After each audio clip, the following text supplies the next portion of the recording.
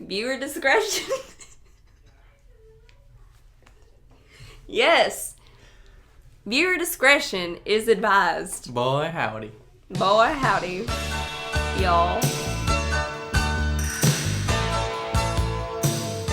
Hello, and welcome to 5 Minutes with 5 Women. I'm Nick Crawford. And I'm Kalynn Reeve. Welcome to the podcast about Texas State's production of 5 Women Wearing the Same Dress by Alan Ball. There you go. Do we have anything to say before we start? Before we jump into our guests? What number episode are we on? This will be episode 4, the 5th episode. The 5th episode. We're rolling along. We are. We're almost to the halfway point. Rolling. We're going to be continuing taking on the cast list with Francis today. We'll be joined by Jordon, Ford, and Madison Grumbles in just a bit. But don't fret, after the cast members, we will still be talking with the designers, the assistant directors, and even the Michael Rao himself. Yes. The big cheese of the office. The big cheesy cheese whiz. And with that, let's get to the episode. Alright, and today we have with us here Jordon, Ford, and Madison Grumbles. Hello! Hi, guys. Hi. How are y'all today? Tired, but good. Good. You guys both played the role of Francis. Real quick, Jordon, you are a BFA actress, correct? Yes. Junior BFA actor, yes. And Grumbles, you are a P&P MT minor, rare breed. It's true. Graduating, sophomore, junior? Graduating in 3 years. Yeah, Junior. you're kind of above those terms. You're kind of above the sophomore, junior. Past It's 2017 for Madison Grumbles, and I think we could all learn a lot from her. But yeah, you guys both play the role of Francis.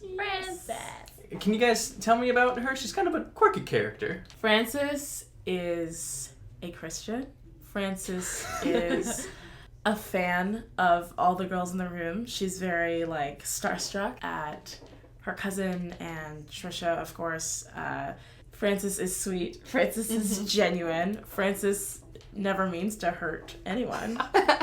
And that's the truth. Right. That's a lot of Francis is, and I'm loving that. But Grumbles, can you tell us what Francis isn't? Francis is not a rule breaker. She's not somebody who pushes the envelope too far in the wrong direction. She pushes the envelope in terms of her passions. So, I'm getting the drift that she's a Jesus freak. Whoa! Now hold on. Catching. We want to use some sensitive and appropriate language.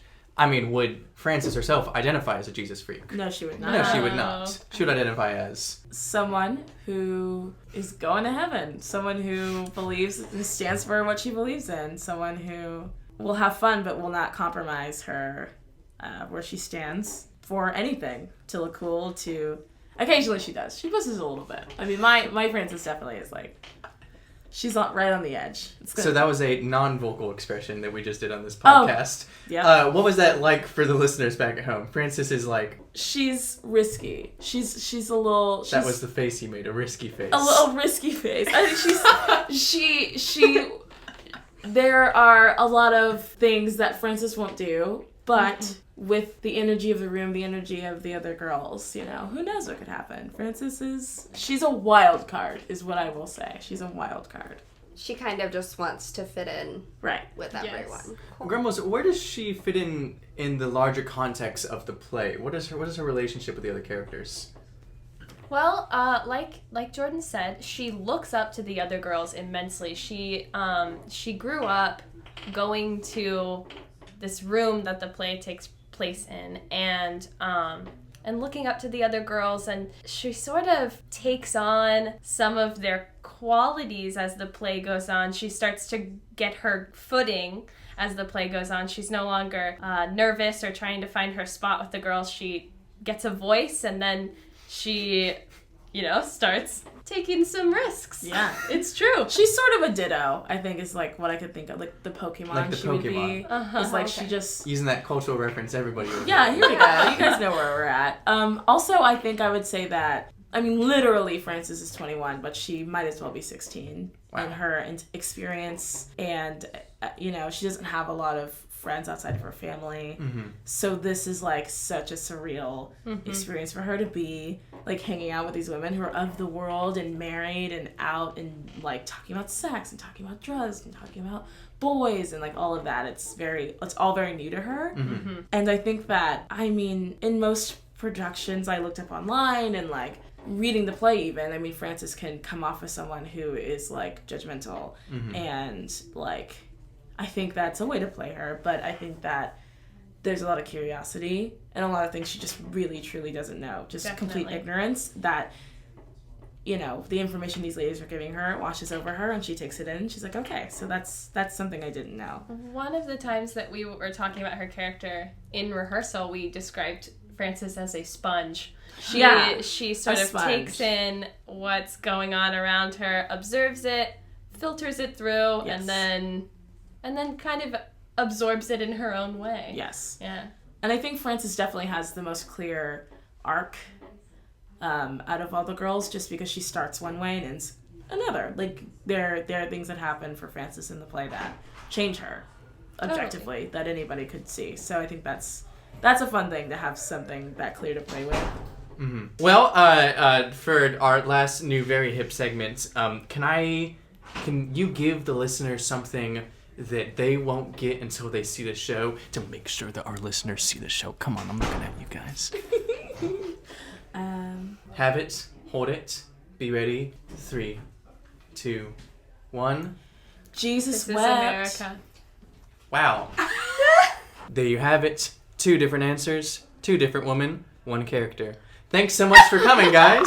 No problem. Thanks for having me. Thanks for having us, you two. You guys are wonderful. So welcome. You don't have to make fun of me. I'm not making fun of you. Bye. All right, now it's time for listener questions. What do we have today, Nick? Today we have a question from Preston Strauss. Preston asks, can I bring my kids to the show? Why, absolutely. Preston? If your kids are okay with talks of sexuality, sexual activities, drug and substance usage, and Alcohol. and cuss words, And cuss words. then I think hoody ha ha ha ho, bring them on along. Yes. And here we have special guest Shannon Richey. Shannon, Hello. tell us what you're most excited about for 5 Women. I'm actually really excited about tech Uh-huh. because the main stage is my favorite venue, Ooh. and so I love live storytelling in that space Live storytelling. Love it. Have you seen some... versus pre-recorded. Yeah, have you seen a lot of pre-recorded, or as I like to say, dead storytelling on the main stage? No, I haven't. Oh. So should I just say I like the live experience? I would really prefer if you said that instead. Great. Are you the leader of this podcast? I think I am, yeah. We are Excellent. So you're also the editor? host. Yes. So you asked me my opinion in question, but I had to have an edited conversation about it? Not if it was good enough on release, but we're never, Shmodi's perfect. Alright, I think that's all the time we have for today, assuming that was around 5 minutes, you know, if it was, Woo! if it wasn't, ugh. Oh, boo. 9 minutes and 45 seconds. Well, don't forget to join us next time, where we'll be talking with Grayson Lewins and Emily Abshir about the role of Trisha. And we will have a guest because our lovely Nick will be gone. I will be absent from the next episode, and so we will have our own Kelly Paz, who you remember from episode 1. One. It was 1. It was was episode 1, the second episode. Right. Right. Who will be taking my place, filling my shoes, and they look great on her. But until then, I'm Nick Crawford. And I'm Kalynn Reeves. And remember, Cha-cha cheese whiz.